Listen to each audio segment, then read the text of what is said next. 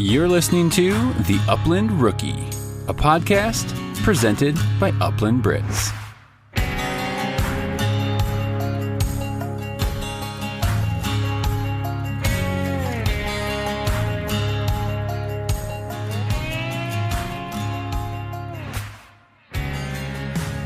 Welcome to episode 6 of the Upland Rookie podcast. I'm your host, Will Larson, and as always, this is presented by Upland Brits.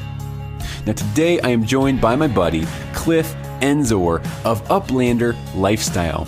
We get to take a deeper look, kind of behind the curtain, of the man behind Uplander Lifestyle, putting out some incredible premium Upland clothing. Some really fun designs, t-shirts, hats, stickers, you name it. Cliff is doing it all. I love hearing his passion of why he started this and getting to know him and his dogs a little bit more. Fair warning, this is a Brittany-heavy episode. Cliff runs Brittany's, I run Brittany's, so just wanted to warn you that we will definitely be talking about those Brits. But first, a word from our sponsor. At Eukanuba, they created the new premium performance lineup to help unleash your dog's maximum potential. The all-new Eukanuba premium performance lineup features 4 different blends: the sprint, the exercise, the sport, and the work. Each formula is based on nutrient levels for energy that matches your dog's efforts. After all, a dog that's sprinting for 2-minute bursts needs different fuel than a dog making its 60th retrieve of the day. Check them out and learn a whole lot more at eukanubasportingdog.com. What's up, rookies? How are you doing today? Welcome to episode 6. Are you ready to jump in? Well, not just yet. Here in my garage studio, aka my workbench in my garage, just editing some podcasts, getting this one out there, ready to release. Man, I'm not going to lie, I'm a little bit tired. I had a pretty busy weekend, but a fun weekend nonetheless. First off, this past week, I had a bunch of just health stuff going on with my daughter. She is doing really well. She was able to come off oxygen a couple days ago, so I'm very excited about that. Couldn't be more thrilled. Just the progress she's making. So really excited. Then Saturday went into my very first hunt test with my dog Gage. Now I've never ever done one of these before. I've never done a trial, a hunt test, NAVDA, Nastra, you name it. I have not done any of those. It was kind of in the back of my mind whether to do one, honestly, for a couple of years. When I first got Gage, I looked into one and I was like, maybe I should do this. And I was like, no, I'm just going to be a hunter. I'm just going to hunt my dog. I don't need to do any of that. Well, I forget what the saying is, but when you eat crow or something, man, it was so fun. It was really fun. I don't know if you've ever done a hunt test or a trial, but to be honest, I'm still figuring out, I'm still learning all the differences of all these different trials and hunt tests and ways to work your dog. There's a lot of different variations. There's horseback trials, walking trials, NAVDA, ability test, UT test, Nastra game. So there's all these different things. I'm still figuring out like what's the best direction for me. I'm feeling right now like hunt test and maybe some walking trials might be kind of where I fit best with my dogs, and just based on location as well. There's some hunt tests and some trials with some Brittany clubs. There's some Vizsla clubs, all that that are fairly close to me. So I just have to consider travel time and all that kind of stuff. So I don't know yet. There's a NAVDA chapter a little bit north of me. Yeah, I'm here up in Fort Collins. So maybe I'll check that out. Who knows? But we'll see as it goes along. But quick recap just on the weekend for the hunt test. Now, this is a junior hunt test. So this is pretty basic. It's, I think, really like a natural ability test. There's 4 categories: hunting, trainability, use of nose, and one more that I will find. I'll find a scorecard. So there's 4 categories that the judges are basing your dog off of. So you go out in a brace, and a brace is 2 dogs at the same time. Now, with a hunt test, you are not competing against the other dog. It is solely like a school test almost that your dog is taking. So it has nothing to do with the other dog that's running with them. This is the judge looking at your dog, how they are hunting, how they're working the field, and judging them solely. So this is not a competition against other people. Sure, it's fun to maybe find out some scores and see where you scored compared to other people, but that is not the intention of the hunt test. So we get there on Saturday, and kind of overcast. There was a rain delay in the early afternoon. So we had a run, I think it was scheduled at 5:20. So it was pretty late. We got there a couple hours early, got Gage staked out on the chain, got him some water, relaxed. Right before I got to the hunt test, I read somewhere, and this is actually, I do this with hunting actually. I let my dogs out before I get to a hunting field, generally speaking. If I can, if I have time, all that kind of stuff.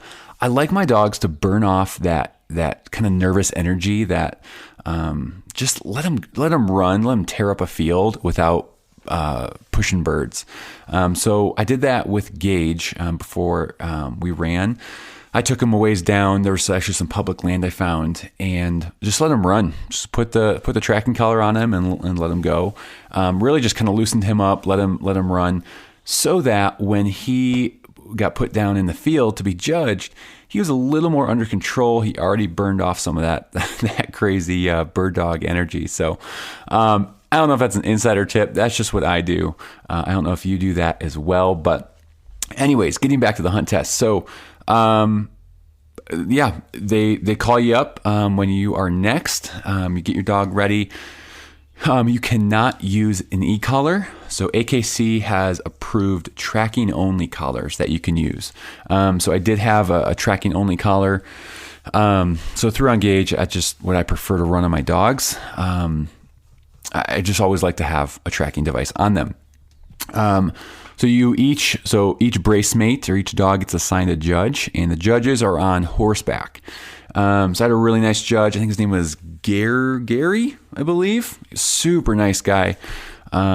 He's like, hey, I haven't seen many Brittany's out here lately. There used to be a ton back in the day. Good looking dog, blah, blah, blah. So Gary was assigned to me. The other dog I was running with was a Vizsla. So they kind of tell you the general direction of where we're going to walk in this huge field. They say, hey, we got birds kind of up in that general direction, and then we're going to kind of watch your dog as they work the rest of the field. So they kind of give you an idea of where we're going, where we're headed. So that could kind of help you steer your dog a little bit. So we took off, and it was kind of just like a hunting feeling. There was some adrenaline pumping, there was some excitement there, and really, just got to watch Gage work and quarter back and forth really nicely. And the Vizsla that he was running with did really well too. Gage had 2 nice bird finds. So as soon as he goes on point, I yell point, just make sure the judges see it, can mark that and score that point and find he had. So we finished that run. Again, he worked really well. After he had 2 bird finds, the Vizsla didn't have any yet. So Gary told me, he's like, hey, just kind of hold back, or bring Gage over this area. Let's let the Vizsla kind of finish out, see if she can find anything.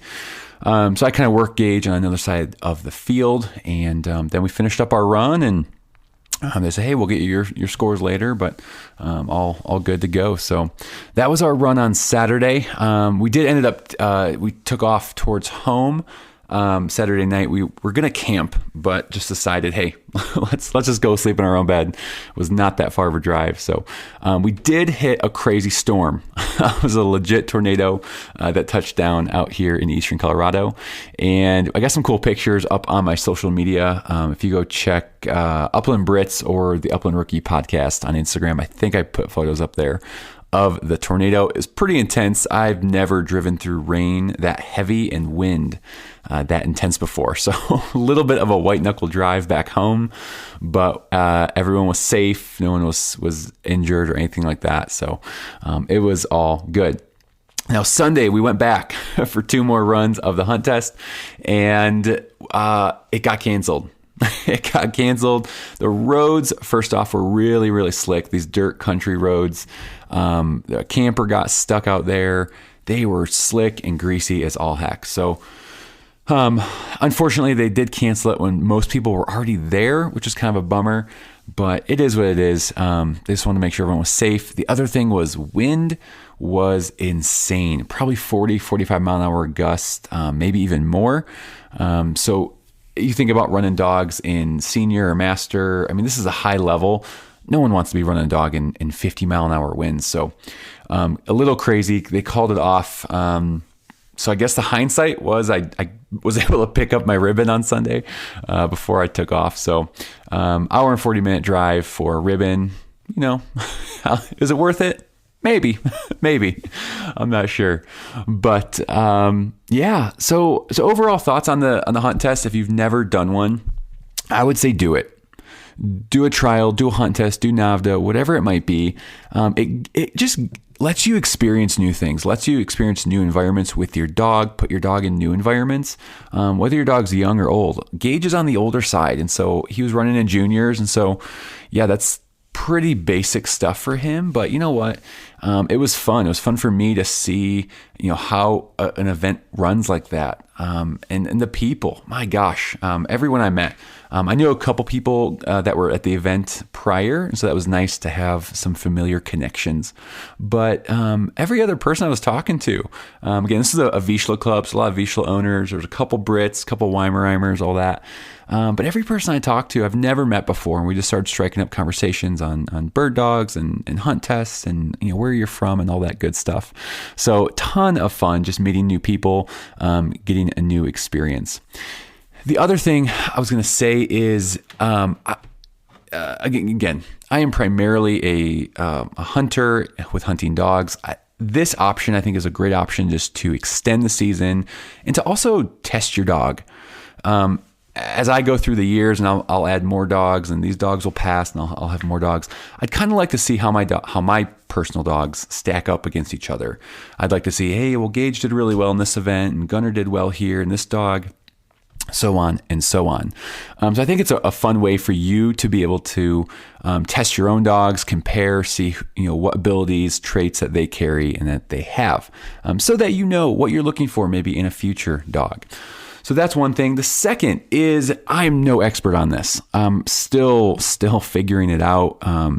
Talking to my Jeff, my mentor, last night actually after the trial, and we were talking about trials more, and he was like, "Oh, you should come out to a trial next." And so there's a lot of options. I am definitely gonna dedicate an episode or two to hunt test trials just to understand this whole environment more. I know it can be kind of confusing for people.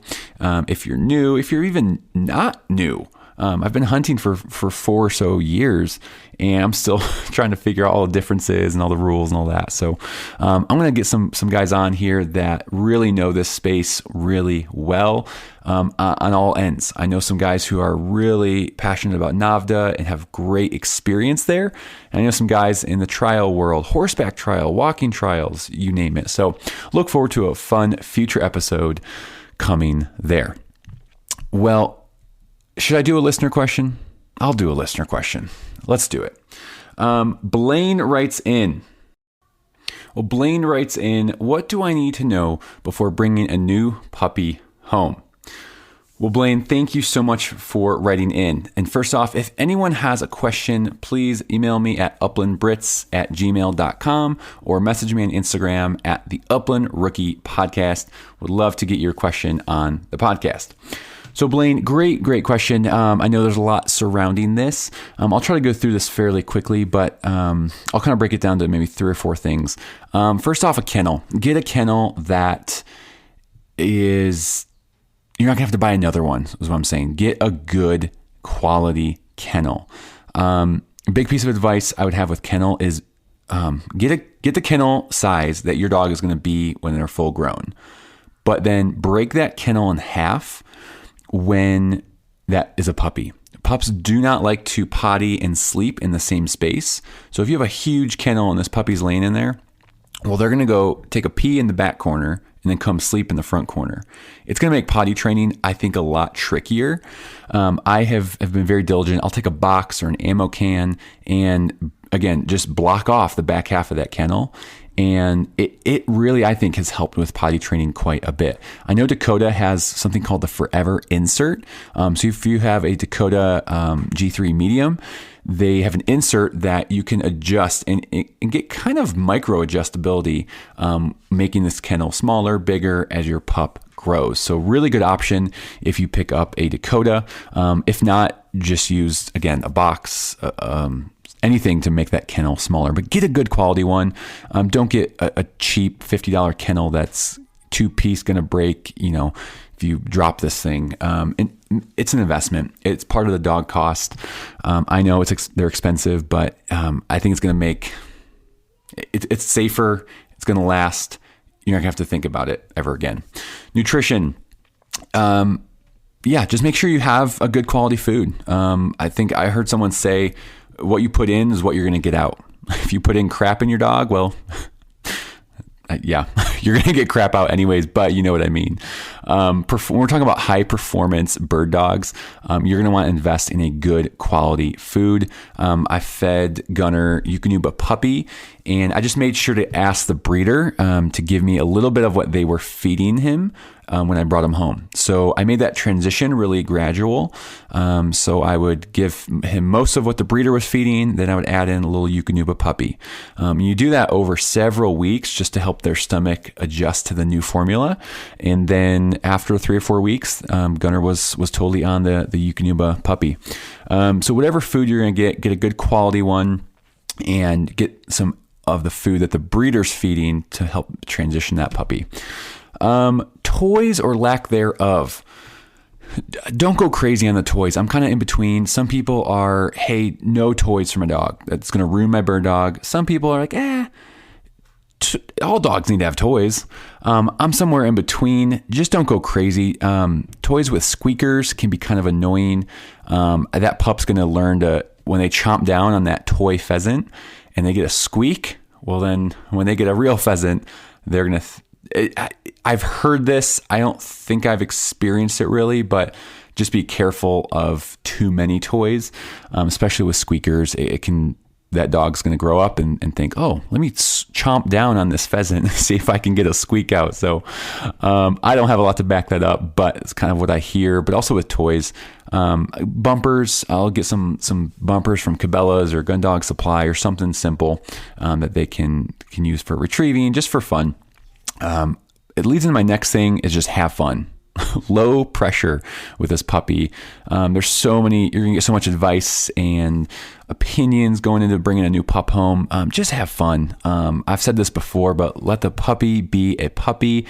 Just enjoy the experience. Last thing is leash and collars. That's kind of an obvious, get a leash, get a collar. I like the I forget what they're called. It's like a D-ring collar, or a safety collar on gundogsupply.com. They obviously get a puppy collar, but then as they get bigger, I get one with a nameplate on it. It has this circular loop on the collar as well. Look it up. I think it's called a safety collar. They come in all sorts of colors. Those are the ones I run on my dog. Really enjoy them. Great quality. These collars are going to outlast my dogs, I'm pretty sure.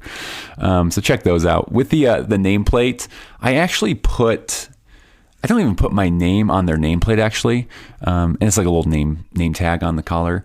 I actually put 2 phone numbers, my wife's number and my number, our state and just our general area. I think I said Highlands Ranch, Colorado, maybe. Yeah. So my colors, Highlands Ranch, Colorado. No address. So I have my name, Highlands Ranch, Colorado, and then 2 phone numbers. Address isn't going to really be helpful. I think just put your city and then a couple phone numbers. That's the best way for people to get a hold of you if they pick up your dog and your dog is lost. So Anyways, I hope that's helpful. Blaine, again, thank you for writing in. I really appreciate it. Now, I know this opening has been longer than some, but we're going to jump right into the episode with Cliff Enzor. I really hope you enjoy this episode. Take care. Cliff, put us on a map. Where are you talking to us from today? And just tell us a little bit about who you are. Okay, so I will literally put us on a map here. So if you take your makeshift Michigan map as your little hand here, you come off the thumb area region and straight to the west of that. We're probably just below the central part of the state. If anyone's familiar with Flint area, we're just northeast of there, probably 20 minutes to a half hour. Very nice. Did you grow up there or? I grew up south of here, probably about an hour south of where I currently live right now. Very nice. And I just my wife and I ended up in this area just kind of through work and just odd opportunity throughout the years. Okay. Very cool, man.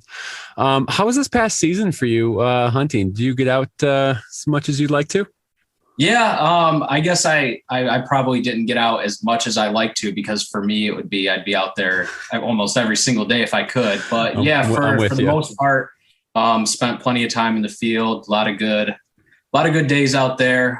Whether they're good or bad, you can't complain. I think sometimes I take things a little too serious, so to say, and I find myself at times not enjoying it as much as I should. Unfortunately, it's kind of a bad habit that I have that I try and break. But regardless, it's always fun being out there. I just get a little too worked up over some of the minor things for some reason, for sometimes, but regardless, it's always a good time to be out there with friends, family, and the dogs, of course, and just being away from everything. And that's what makes it so enjoyable. It's just being out there, being away from everything that's going on in your daily routine of your life. Absolutely, man. Now, I'm glad you said that. We might be similar in that way. I do most of my hunting solo, just me and the dogs. And I'm constantly finding myself just kind of picking apart every little aspect of the hunt, of the trip, of the dogs, myself. Mm-hmm. Not to mention my poor shooting, but I think I'm trying to push myself forward. And I was talking with a buddy the other day. Even if my dog gets on a bird, that's kind of like in my mind, like that's my one goal for a hunt right now is as long as my dog gets a little bit of bird work in, does fairly well. I can call that a good day. Yeah. There's some of those days where you're down in the bottom of the ninth inning, it seems like, and you've been striking out all day and dog's been working good, but you just haven't had opportunity for whatever reason. And then finally it comes together at the end and you know, your dog gets on a bird and you're like, all right, yep, I'll take it. That's worth right it. For me, 2-3 hour drive was worth it. So Are you, speaking of that, how close are you to bird cover there? Are you driving a couple hours or can you be on birds pretty quick? Yeah. So for the most part, I do have to drive to get where I hunt. I guess I am blessed by opportunity in the state that I live in to hunt, to have the options and places to be able to go and hunt and have good days of hunting.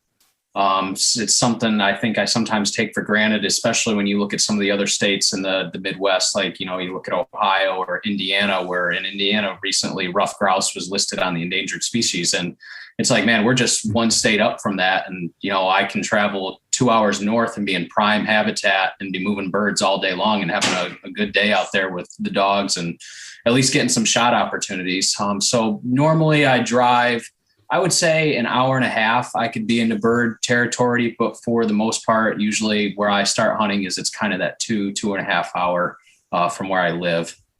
Okay. That's not bad at all to be in rough grouse cover. That's pretty awesome. I've never hunted rough grouse. Is that kind of your primary bird you're chasing out there? Yeah, grouse and woodcock for sure. Okay. There is some hot spots in the state where you can pheasant hunt. But it's very limited and it's few and far between. It's definitely not like grouse hunting, where grouse hunting you get past the mid section of the state, probably an hour north of from where I live, and you can find pretty much from east to west across the entire state a place to hunt grouse and woodcock.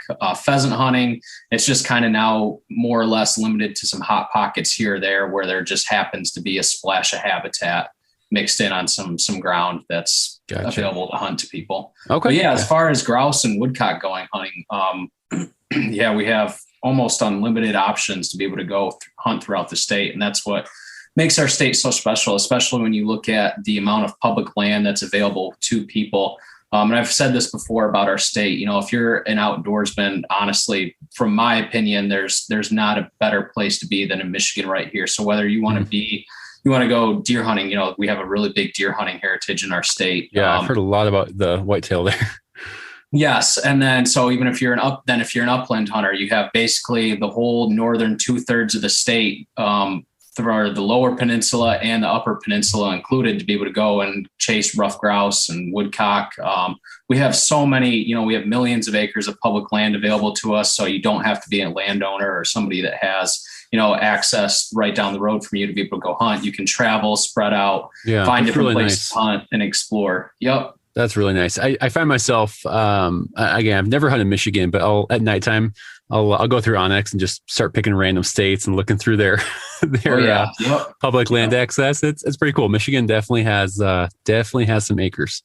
Yeah. And, we also have, the Great Lakes surrounded by. So if, you're somebody that's into fishing, you can go salmon fishing, walleye fishing. I'm talking, world-class fisheries available right in our backyard here. If you want to go camping, side-by-side riding, snowmobile riding in the winter, all these trail systems set up in the northern part of the state. So, if you're a person that's in the outdoors, this is the state to be. Oh, for and sure. And it's something I've kind of taken for granted a little bit, but now that I see it for what it is, it's really special to be able to have all that available in our backyard here in Michigan. Absolutely, man. Wow. You're a pro Michigan. Makes me want to get up there. Man, I love it here. Yeah. I grew up in the suburbs of Chicago. And so we'd go up to Wisconsin a lot. ATV, fish, all that kind of stuff. And it was beautiful. When I was younger, I wasn't really into hunting then. But I look back now and I'm like, man, I was so close to Wisconsin. I could have got out there a little bit more. But all right. I was going to ask about so woodcock and rough grouse. Everything I've seen, again, just hunting videos, whatever it might be. Is it super tight cover? You're kind of pushing your way through, like can barely get a shot and get the gun up, swung around. Is it different than that? Because my perception is very tight, heavy cover. No, you're right on the money. That's exactly what that is. Okay. Close quarter combat, I guess, if that's what you want to call it. Well put. So yeah, you're hunting in young forest growth. So places that have saplings that are growing in, heavy brush, a lot of undergrowth as well coming in, and it's really tight. It's close.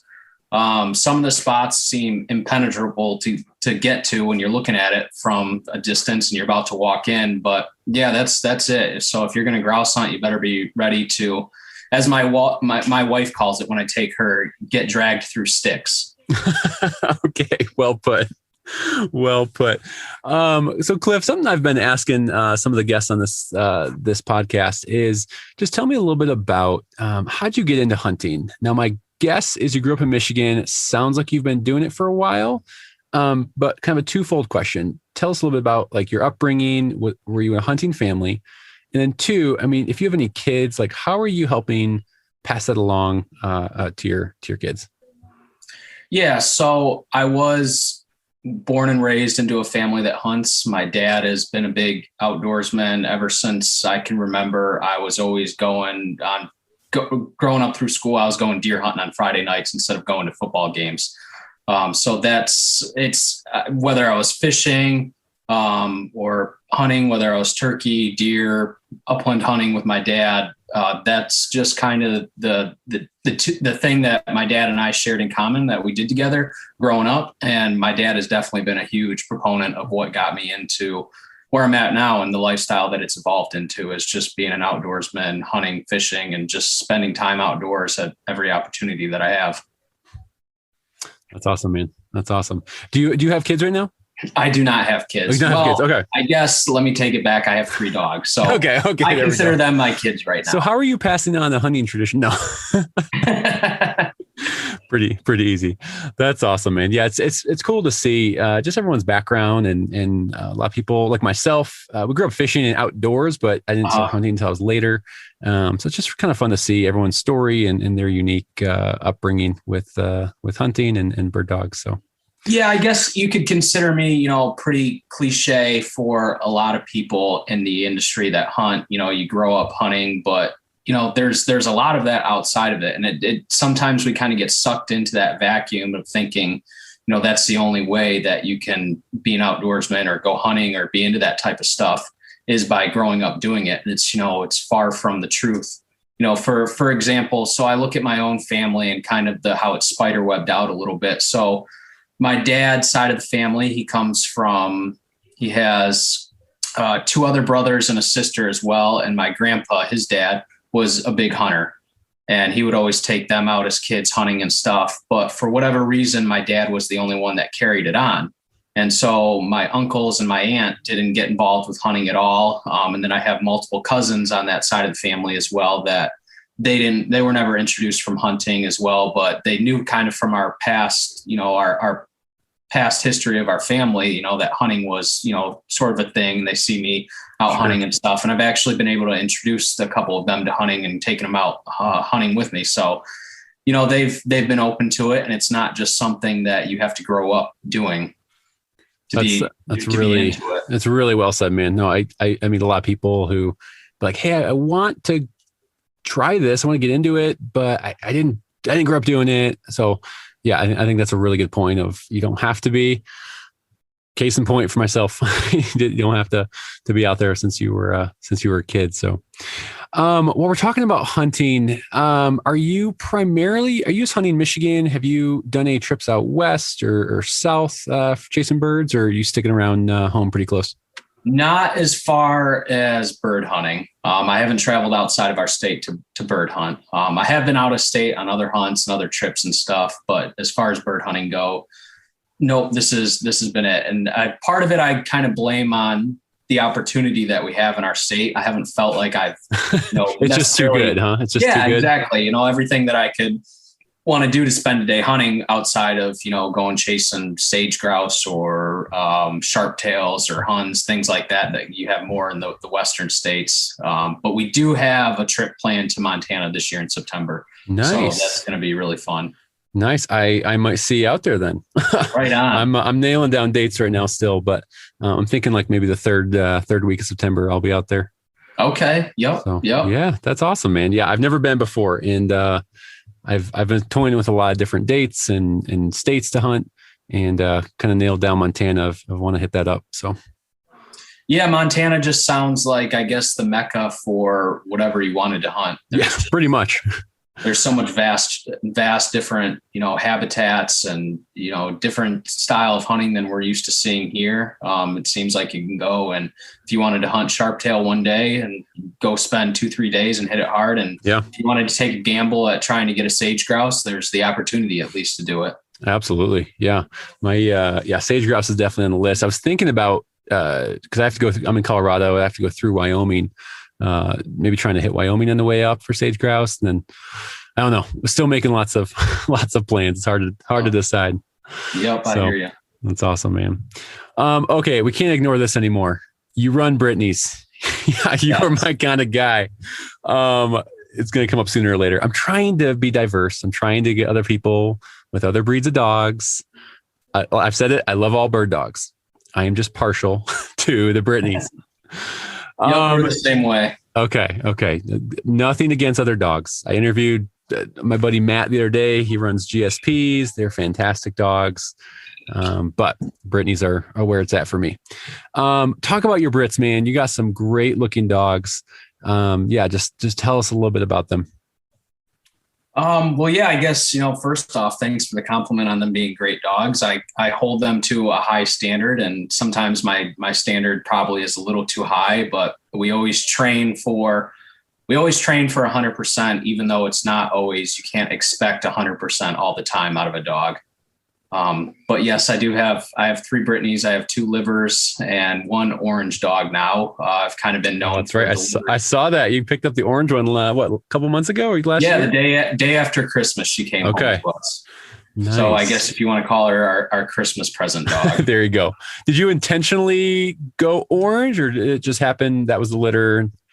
Yeah, that was just the liver or the litter. It was all orange dogs. Gotcha. But I'm not partial to color, even though the livers do hold a special place in my heart, and I do really enjoy the look of the liver dogs. Yeah, those are nice. But I'm in it for more of, the lines and the dog that I'm looking for rather than just the color. Yeah, no, absolutely. Always what they say, pick the parents, not the puppy, or pick the litter, not the puppy. Yeah. Yep. Firm believer in that. So talk about training a little bit. I mean, from your social media, at least, it looks like you're training quite a bit. You're working on retrieve stuff. You're working on steadiness, all that kind of stuff. Just talk about your kind of your method, what you do, especially in the off season. Yeah. So, I mean, right now, coming out of hunting season, especially with the pup, we've just been focusing on a lot of house manners with the dogs, because it's a big step going from even 2 to 3 dogs. Now it's not just one dog with another one that's kind of tagging along. It's 3 of them. It's a whole different dynamic. It basically becomes a pack of dogs in the house, and they all feed off of each other. It's not just one dog with another one kind of bouncing off what the other one does or following it around. It's, 3 dogs. One wants to go over here. One wants to do this. Another wants to do something else. So a lot of obedience in the house and house manners is what we're trying to focus on. I wish I would have spent a little bit more time doing it with the first dog that we got. We did it a little bit more on the second one, but not as much as we should have. But now with the 3 dogs in the house, we saw that, there's definitely a need to put a lot more emphasis on that with the dogs and controlling them, a lot of place training, and a lot of obedience work inside the house. And it's coming along. They're all doing really good. Actually, they're right here with me. I was going to say, I think I saw one of them over your shoulder. Yeah. So there's Yeti here. He's over my shoulder. He'll be 4 in July. And then down over here, I don't know if I can get him or not. Oh yeah, I see one. Oh, and there's a pup.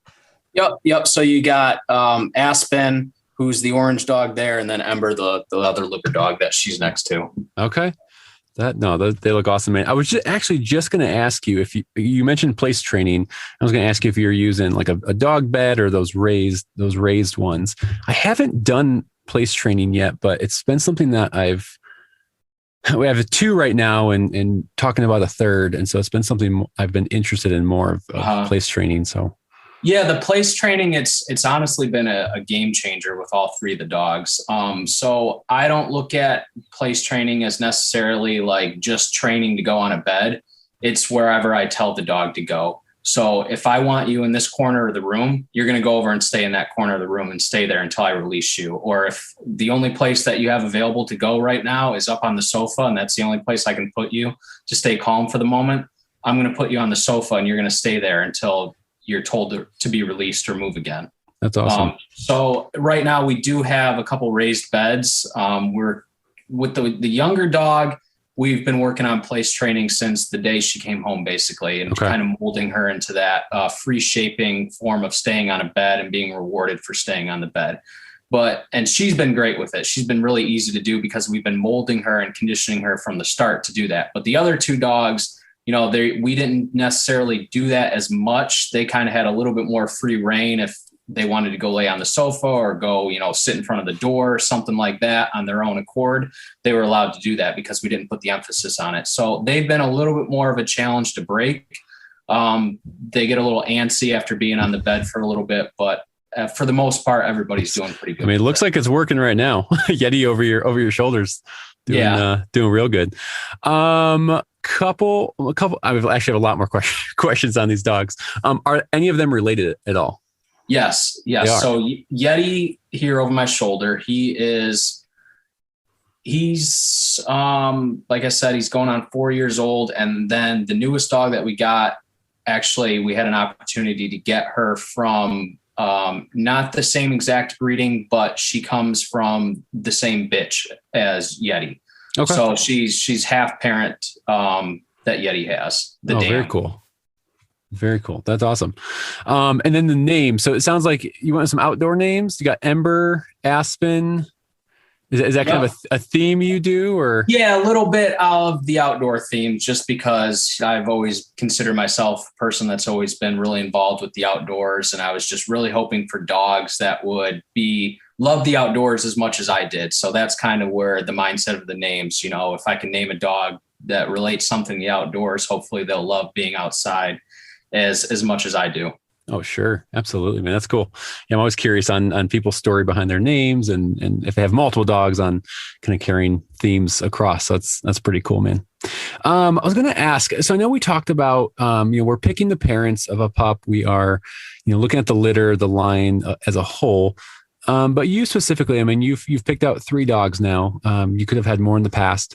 What are you looking for when you are selecting a breeding? So what are you looking at in a puppy when you're picking them at, say 6-7 weeks old, but also in the bloodlines? What are some of the things that are important to you in selecting a new dog?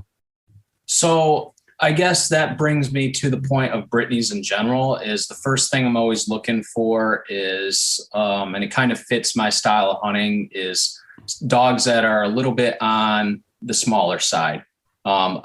And typically Brittany's are. I mean, every once in a while you'll see a freak of a dog that's 60 to 75 pounds and you're looking at it and like, what is that? That thing looks like a boulder with legs. How is that a Brittany?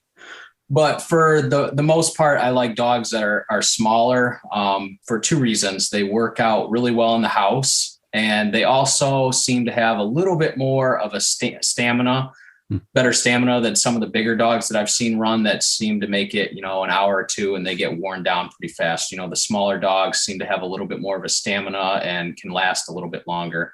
And then when you get inside the breed of Brittany's, then I kind of look at it a little bit closer as is, okay, I don't want a dog that's big and bulky, because some Brits that you'll find are really jacked looking. There's a difference between jacked and toned, I guess, so to say. That's a good point. So to put it into reference, there's I've been fortunate to go on, a lot of hunts out west and travel to a lot of different places and speak with a lot of different guides. And every mountain guide that I've ever talked to has said, yeah, it's really funny when all the guys that come out here, big, strong, muscular dudes, they're all jacked up, they're big, they're in shape, obviously, but they're built, they're bulky and muscular. Yeah. So they think that just from that aspect, they're going to be able to race up the mountain and get up there. It's not going to happen. Not going to happen. So, and all the guides that you ever see that are on the mountain are, lengthy, they're skinny, not a huge build, and yeah, they might not win in a fight versus a guy like that, but they'll make it up the mountain a hell of a lot faster and still be able to get to that second half of the mountain than the guy Absolutely. That all of a sudden gets up there and he's like, holy crap, what did I get myself into? I'm going too fast. I got to slow down. So I like dogs that can run for a long time and have the size to be able to help them out to run for a long time. So once you get, I pick from that. That's the kind of style I like. Yeah. Then I look at it from kind of where I'm picking my dogs from is I like dogs that have a lot of go to them. So I typically look towards some of the more of the field trial lines. They don't necessarily have to be a big running dog, a dog that's going to range out 300, 400, 500 yards, but a dog that's going to be able to have a lot of go in it, a lot of energy, be really jacked up, move really fast, have a really good gait to it, and not be like a clunky, cumbersome dog moving around in the field. So that's kind of the style that I look for in dogs. That's awesome, man. That's really good. Are you, when you talk about size, I mean, again, we know Brittany's average range. Are you looking at, does that come into play when you're looking at parents of saying, hey, I want one or both of the parents on the little smaller side? Yeah, so I guess it doesn't necessarily have to be both. I look at more of usually the build of the dog. I like dogs that have a really trimmed, athletic look to them. They're a little lengthier to them, not necessarily a bigger, bulkier dog. So I will say that's pretty true. Looking at, I have your Instagram up right now. I'm looking at your dogs. They look a little taller, but very slim. Yep. So yep. I kind of see what you're talking about. Yep. And the smaller dogs also, they seem to be a little bit more nimble in the field. I probably, what I'm aiming for overall is a Brittany that's probably a little bit taller than most Brittany's out there, or what you would think for the standard, but I kind of like that little bit of extra length on them, as long as they're not like a big, bulky, wide or heavy build dog. Yeah, no, that makes perfect sense. When I'm hunting in warmer weather, it makes a big difference if you have a slim toned dog who's also conditioned. That's important too, but they can get around a little bit easier. They're carrying their weight a little bit better than a 50, 60, 70 pound, whatever breed it is. Yeah. And especially for where I hunt too, we talked about it being tight, close quarter style hunting where dogs are ducking and diving in and out of heavy cover. It doesn't have to be a dog that feels like it needs to bulldoze through everything. It can kind of be a little bit more nimble on its feet and kind of maneuver around things instead of just trying to crash through everything that it comes across. Absolutely. By chance, do you know, are any of your dogs from the Nolan's Last Bullet line? Yeah, actually, Nolan's Last Bullet is in all three of my dogs. And I think you could, there's probably not many Brittany's out there nowadays that you without it somehow trace back to that Bullet dog. Yeah. Yeah. I know it's in my American for sure. And it's just, I know I've been doing a little more reading and kind of research on that line and Nolan's Last Bullet. And it's an incredible dog for sure. Yep. Are you doing any field trials? Have you got into that at all? Yeah, I did. I did with Yeti for about a year and a half. I ran him actually in Nastra, which is the same game that Nolan's Last Bullet played with for that dog. So obviously Nolan's Last Bullet was the most winningest dog in the game of Nastra ever, which so if you're not familiar with Nastra stands for National Shoot to Retrieve Association. And basically it's a 30-minute brace where you take one handler with one dog and another handler with their dog, and you brace them together. And usually a field that's about anywhere from 20 to 40 acres size, they plant 5 birds out there, and you have 30 minutes to go out and find your birds. And whoever comes away with the most bird finds in that 30 minutes wins the brace. So they judge the dog based on... They're competing head to head then. Yes. Yep. Wow. I didn't know that part. Yeah. So it's your dog versus the other dog, and also you as a handler versus the other handler in the field. Wow. So it gets pretty competitive. And it takes a dog with a lot of go, and it doesn't have to be a dog that runs the biggest. A lot of people, this is where I kind of got off track from the game a little bit, because what you find is a lot of people train their dogs to play that game to a T. So they usually plant the birds in the 4 corners of the field. So let's say your field is a big square rectangle. Mm-hmm. They'll plant one bird in each corner of the field for the most part. Sometimes they change up a little bit. They'll do it in a diamond shape instead of a rectangle shape where they plant the birds. But there's 5 birds planted. Usually they'll put one in each corner of the field and then drop a bird in the middle of the field as your 5th bird, as your bonus. So as handler, you can go any direction you want to start. Correct. Okay. Yep. You can, if you want to take off and go this way and your opponent goes the other way, that's totally fine. Or if you want to run neck and neck with your brace mate, you can do that too and run your dog right alongside him as well. It's really just how you see the field and how you want to play it, depending on where your opponent's going. So, and what happens with a lot of these guys that are really into it is they will train their dog to play that game to a T. So they will spend the time training their dogs to run basically in a circle around that field, because you can train a dog to do anything you want. You can train a dog to pattern how you want. You can train a dog to run any pattern, run a field however you want. And so a lot of people will train a dog to run that one circle around a field, and there's your 4 birds. So and they plant the birds with quads as well. And it's really interesting seeing this happen is when the dog figures out how to trail the quad. Oh, just trail where the quad was. Oh, yes. So you could literally, if you wanted to play the game, you had the right tools and setups to be able to master it, you could set a dog on a stakeout and you could take off from a quad, zip down one side of a field, have the dog visibly watch you on the quad, go plant the bird, and then run that dog straight down that line. And eventually it's going to start associating. Yeah, it's going to pick up. No, I'm just going to smell these tire tracks and the gas. Yep. So sometimes you'll see a dog go out there and it burns through 5 birds in under 10 minutes. And it's like, what in the world did I just watch? What just happened? That dog just took off from the gate and knew exactly what it was doing and where it was going. And that's kind of where it's a fun game to play. And it you know, the competitive side of it can be fun, but at the same time, you know, you can't always compete with guys that are, you know, have the resources to be able to strictly really hone in and train for that. Have you tried anything else besides Nasher, or just toyed with that a little bit? Nope, just that. I have done a few like fun hunt tests here and there, but outside of that, not a whole lot. Just usually training my own dogs. Okay. And with Nasher, they are scoring for retrieve. Is that right? Yes. Yep. Okay. Yep. They do judge on the retrieve. Okay. How's that with your personal dogs right now? Have they all been pretty natural? Have you had to force break any of them? What's that process been like?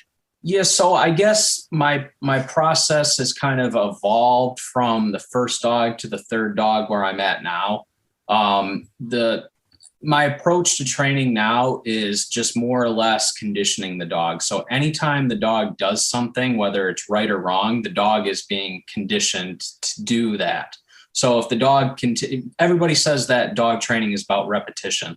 So in order to achieve that, though, to get the right repetition, the dog has to be able to be conditioned to do the correct thing over and over and over, or else you're just spinning your wheels. For example, if your dog goes on point and you're constantly, you know, telling it whoa or picking it back up and putting it back in where it needs to be, your dog is being conditioned to do that behavior. That's just kind of how I look at it. So with the first dog, I kind of used a little bit more force, whereas, okay, if you don't want to do this, we had some fun doing it, but now you want to do other things. Well, I'm just going to make you do it. And in a sense, it took some of that fun and that drive out of it, where I wish I hadn't done that so much, where I would have just conditioned the fun part of it.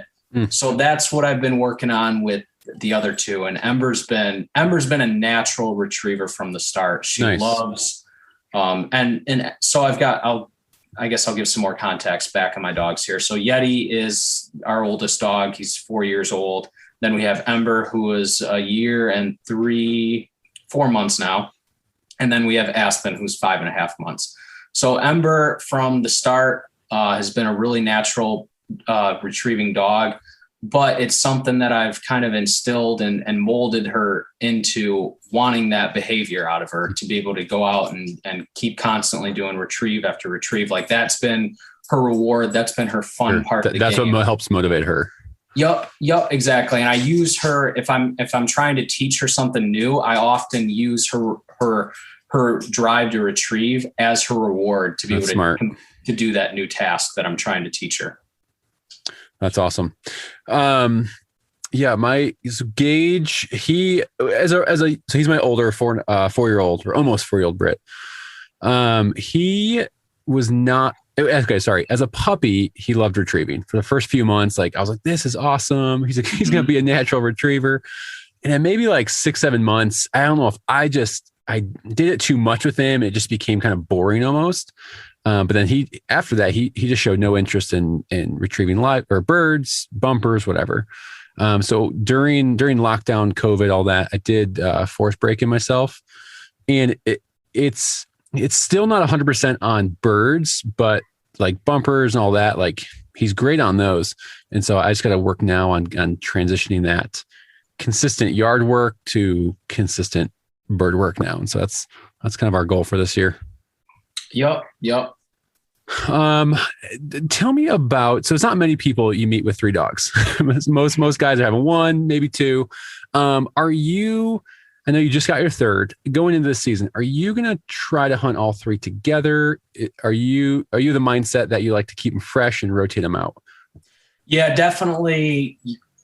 Fresh and rotating them out. There'll be some times where I'm going to be like, all right, let's go out and have some fun for an hour. Put them all down and go.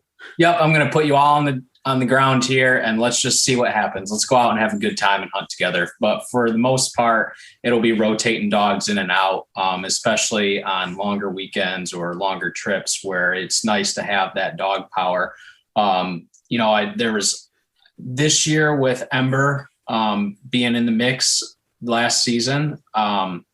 There was a few times where I noticed it really helped paying off or rotating dogs. So last September through January, Ember was 7 months old through almost a year old. She turned a year in January. So basically from her 7-month-old to a year is when her hunting season started. And all I did for the summer was gunbreaker. Introduced her to a couple birds. She was steady. She showed that she knew how to point a bird. So once I realized that on planted birds, I said, all right, this is good. You know what you're doing. You like birds. You can point. I'm taking you off of planted birds before you figure out the game too much. And I'm just going to run you on wild birds the rest of the season, but we're not going to have any expectations. I'm not going to hold you to a standard or anything like that. I'm just going to drop you on the ground. I know you like birds and just see what you do. And my mentality with her was you're going to go out there and you're going to hopefully find a few and just learn to work with me in cover and start to figure out how to find birds. And that was my biggest expectations with her, but she was still a young puppy. So she had a lot of puppy with her. And so I probably ran her maybe 25% of the time. So if I hit 4 spots throughout the day, I ran her at 1, maybe the occasional 2 times. Gotcha. And I was still running Yeti the other times. But I noticed that out of the times that I was rotating between the two of them a little bit more, Yeti would come out with a fresh pair of legs at the end of the day. And he'd be like, all right, let's go, buddy. Let's go find something. And we would usually have a really good end of the day hunt. That's awesome, man. That's awesome. Yeah, it's going to be so Gunner, my younger French Brit. This will be his first season coming up here, and I'm so curious on. Again, I got him in September this past season, so he was super young during hunting season. So I'm always curious of what that's going to be like. Really get two out there, get them working together, but also getting those dogs rotated, keeping them fresh is the key. Yep. Yeah. I remember seeing you had a couple posts and videos and pictures of him where you actually had him out on some trips and he tried along in the kennel with you. Yep. Yeah, that's cool, man. Totally. Just getting them used. And I think that really helped him turn into a really well-mannered dog in the kennel, traveling, all that stuff. So it wasn't a wash. It was teaching him something. Yeah. That's exactly it. You don't have to have expectations of hunting, so to say, for the first year of your dog. Your expectations should be, staying calm in the kennel, learning to be able to have a collar put on you on the back of the tailgate and stay calm and composed in situations like that. Yeah.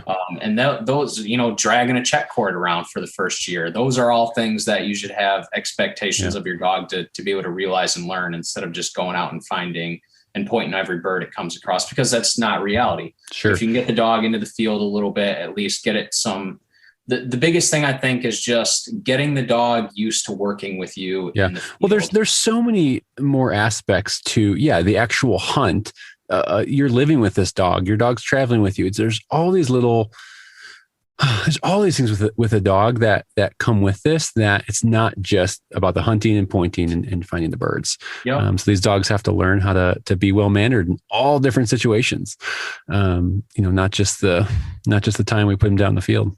Yeah. Especially so if you want to look at where I hunt in Michigan, back to being tight, nasty stuff where you don't have the most visibility.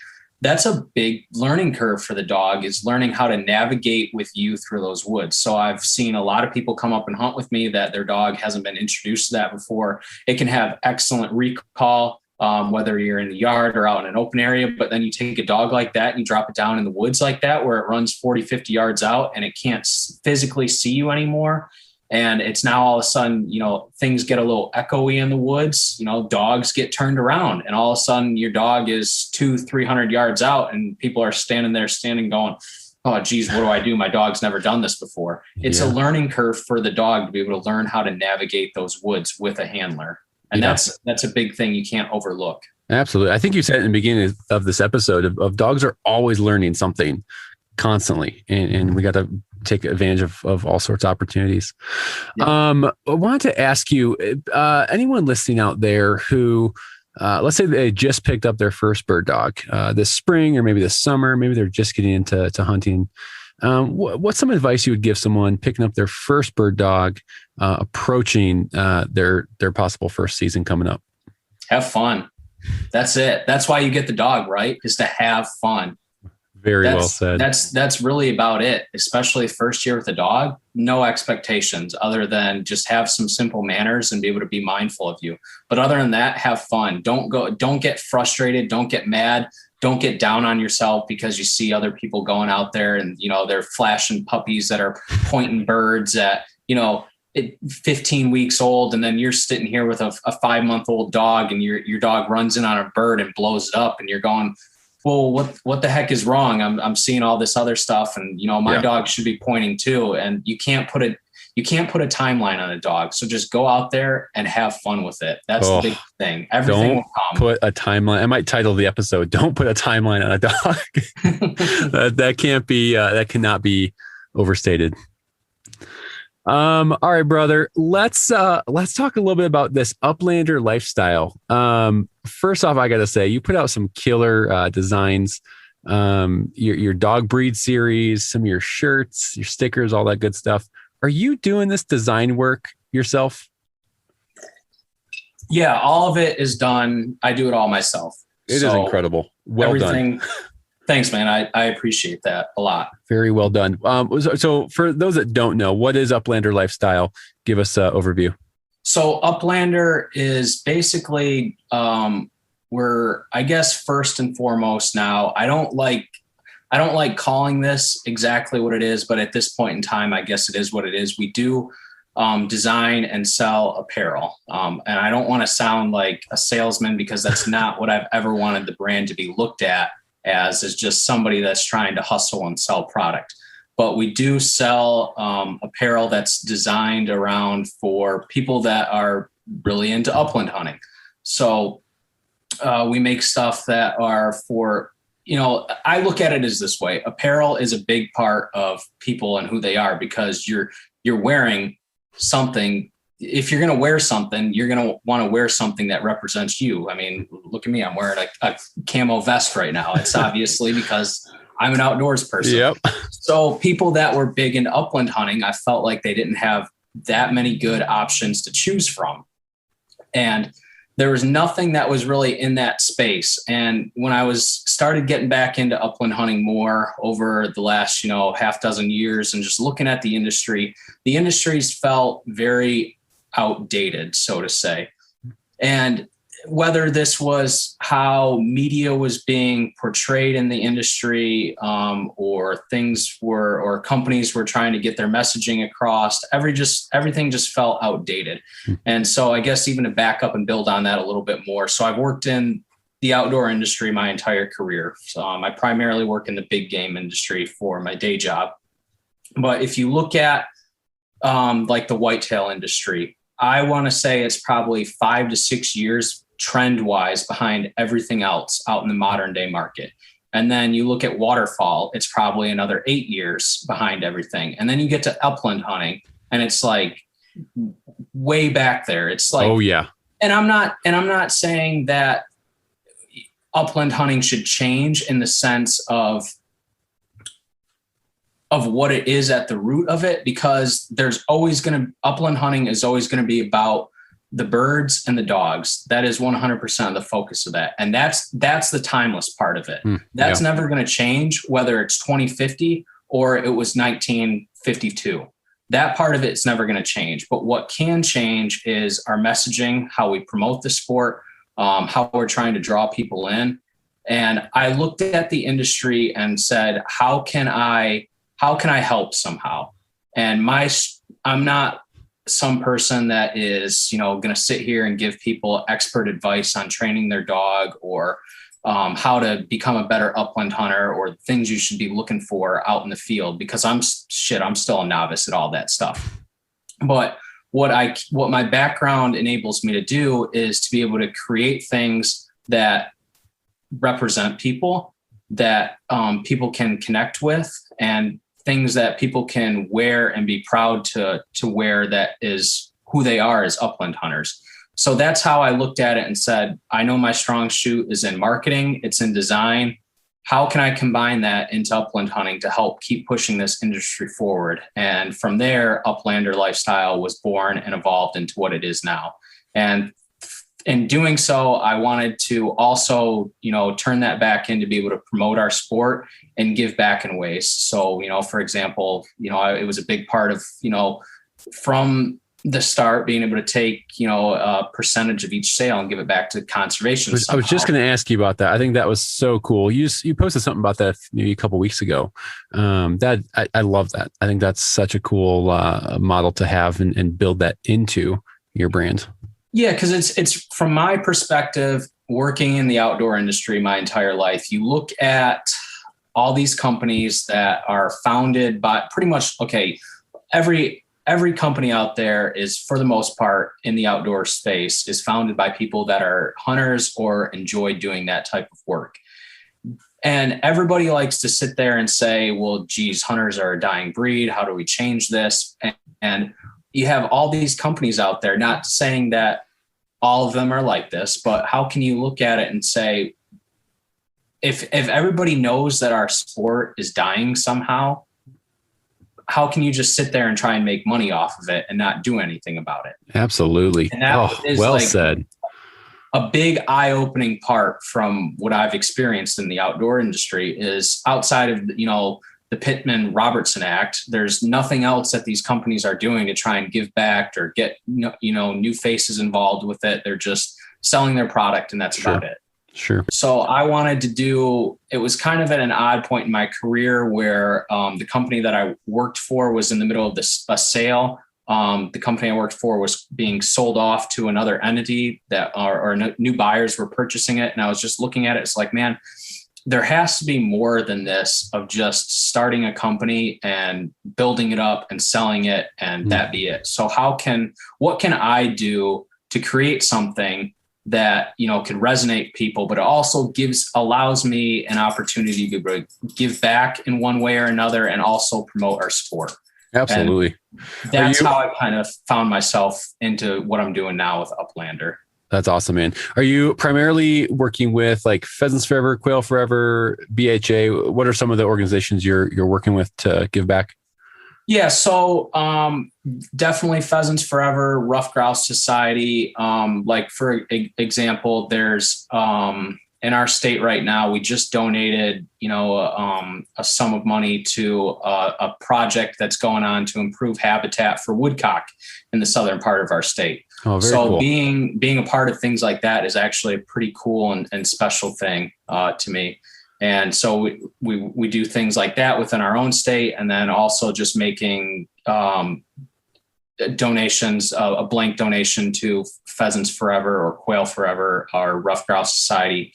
There's a couple smaller organizations every once in a while that somebody will jot down. Like for instance, I just had an order today where somebody they included where they wanted to have their 2% of their sale donated to was a bird dog or a GSP rescue site in Texas. Oh, wow. So yeah, we give the customer the freedom to be able to state. Oh, that's awesome. I didn't know that.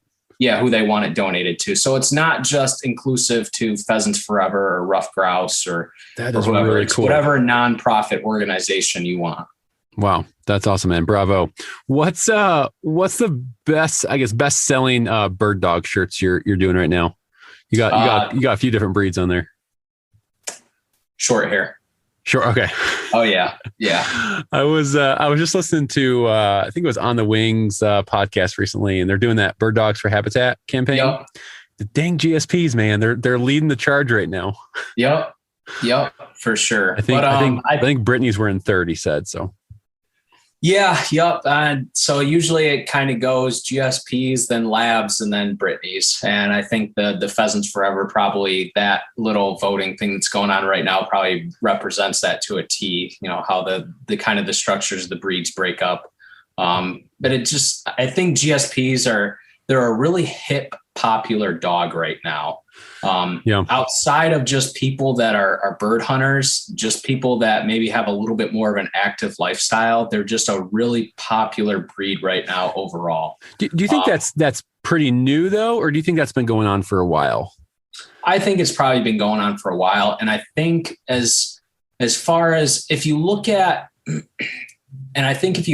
how different hunting zones break up, and the amount of people that spend the amount of time hunting birds, I would say probably pheasants are at the top of the list. Yeah. And I think GSPs or short hairs has been a little bit more known as your pheasant dogs in our country. Sure. And then if you want to, make another comparison to ruffed grouse, it's always, if you're grouse hunting, you got to be hunting with a setter, Oh, sure. Yeah. Because different bird species are kind of attracting different dog breeds. Yeah. Yep. Yeah. That's funny how that works. My neighbor, right across the street from me, very active young couple. They just got a GSP. And so that's kind of funny you mentioned that, and they don't hunt. I mean, they don't hunt at all. And the dog's pointing in the front yard. And I was talking to the guy one day. He's like, yeah, my dog does this like thing where he like kind of like lifts a leg and it's like kind of like he's pointing something. He's like, yeah. I was like, yeah, well, they do that. He's a bird dog. It's in their instinct. And he's like, oh, cool. I didn't really know what that. I'm like, oh my gosh, you're killing me. Yeah, you didn't even know what you were getting into. At least you could have known. I know. Come on. I know. As soon as they brought the puppy home, I ran over. I'm like, oh, are you hunting? And he's like, oh, no. Like, oh man. All right. I got a lot of work to do. Yeah. Well, there's an opportunity for you. Opportunity. I will make it a goal to get him in the field. Yep. Put his dog on the ground. Sorry. I was just keep scrolling through your Instagram. Good photos, by the way. You do some nice photos with your stuff and your dogs, and I really enjoy that. All right, brother. Wrapping up here. I've been going through some rapid fire questions. So it's a couple questions, short or long answer. I'm not picky. So we'll go from here. What gun are you carrying out into the field and why? I shoot a 12 gauge Weatherby semi. Okay. And you're smiling. You're smiling. The purists out there would probably frown upon me for shooting a 12 gauge a little bit, but at the end of the day, I really don't care because it's more pellets in the air, and I shoot the gun good, and it's a versatile gun. I guess you could say that about a 20 gauge as well, but I don't know, for whatever reason, I've always enjoyed. Sorry to cut you off. The thing you said there that's important is you shoot it well. Yes. That's the most important thing. I guess I laugh at sometimes at people that are like, oh, if you're going to have a truck, you got to have a V8 in it with, 500 horsepower. But I'm kind of like that with my 12 gauge, I guess, in a sense, because I'm like, well, if you're going to shoot a shotgun, you might as well have a 12 gauge. Oh my gosh. What is wrong with people? There's a guy at this hunt club I go to, and I think it was right after my first season with Gage. I was kind of telling him about my first season, and we did okay, found some birds. And he was like, "Oh, well, that's because you gotta have a flushing dog. You can't hunt pheasant with a pointer." I'm like, I'm pretty new to this. I got all down on myself. I'm like, oh shit, did I pick up the wrong dog? And but no, you can still do it. You can hunt pheasant, whatever you want with pretty much any dog. So don't let those people get to you. Okay, if not a Brittany, what's your second favorite dog breed? Oh man. I'm not familiar with this breed, and I've actually never seen one work, but I've always had my eye on a Munsterlander. And I think it's because there's a little bit of a comparison probably between the liver Brittany's that I have and you're attracted to those liver, man. Yes, I like. There's a theme. There's a theme here. But man, I would probably have to go with that as my answer. I'd probably be interested to see what some of those dogs could do. It might not be your typical dog that a lot of people would say, if I'm getting a hunting dog, I'm going to get a small Munsterlander. Sure. But I don't know. I'm somebody that usually, for whatever reason, doesn't go with the trends as like, oh, I'm going to get a short hair because, you know, that's just what, you know, they're apparently a good pheasant hunting dog and that's just what I'm going to do. So yeah, it would probably be. Okay. That's a good choice, man. I've seen a couple of those out there. And maybe if it wasn't that, and I almost feel dirty for saying this. Don't say it. Maybe I will go with a pointer just because. We're talking English pointer, right? Yes, they're known for their athleticism. I'll applaud you for that. They're known for their athleticism and their drive and want and desire to find birds. They are stylish. And man. I dig that about bird dog. Yeah. And apparently that's what pointers are all about. And I've seen a lot of them run, and that's what I like about them. But awesome. I don't like tails, and I don't like dogs that are so jacked up crazy like that, so to say. Not that they're not biteable or trainable. It's just my style is just a little bit more on the Brittany side. That tail is a big deal for me. Yeah. That's a big deal. Favorite bird species to hunt? Grouse. Rough grouse. Okay. Grouse. Got it. How many species of birds have you shot over your dogs? 3. Okay. Grouse, pheasant, woodcock. That's been it. I guess I've shot some chucker at preserves and stuff. Sure. I count those. I've shot quail during training as well. Whoa, so we're up to 5 now. I guess so. That escalated. Okay, all right, we're up to 5. I count the preserve birds. Okay. And if you want to throw in a pigeon too. Definitely count pigeons. God, my dogs have had too many pigeons shot over them. Last question. Favorite beverage of choice after a hunt? A Labatt's. Labatt's Blue? Yes, Labatt's Blue. I think I've only had that once. Yep. It's more of a northern Midwest thing. Like you go outside of Michigan or, you know, Minnesota or Wisconsin and nobody really knows what it does. I've gone down to like Kentucky for a few work expos before and they just look at it, like they have no idea what you're talking about. So it's more of a niche here in the northern Midwestern states. So yeah, that's usually the beer that I drink. All right, man. Good choice. Well, Cliff, this has been a blast, man. Thank you so much for your time tonight. Just chatting about your Brittany's and Uplander lifestyle. If people have questions or they want to reach out to you, what's the best way to do that? Oh, just hit me up right on Instagram. So Uplander_lifestyle. Just shoot me a message, comment, anything. You know, I usually try and do my best at getting back with people, just for out of the aspect of respect, because I've been in positions where I've sent people a message or notes before and I'm like, dude, at least you could acknowledge it and write back. So it's like I know you've seen it. I know you saw the message. Yep.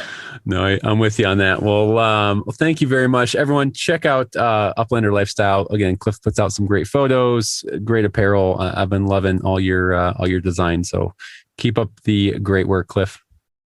Yeah, absolutely. I appreciate it, man. Good talking to you, and thanks for having me on. Absolutely. Always like talking about Brittany's. Oh, I know, right? Won't ever take an opportunity not to. Yeah. Honestly, I might be like 10 episodes in of recording episodes, and I think maybe only you're the second Brittany person, maybe.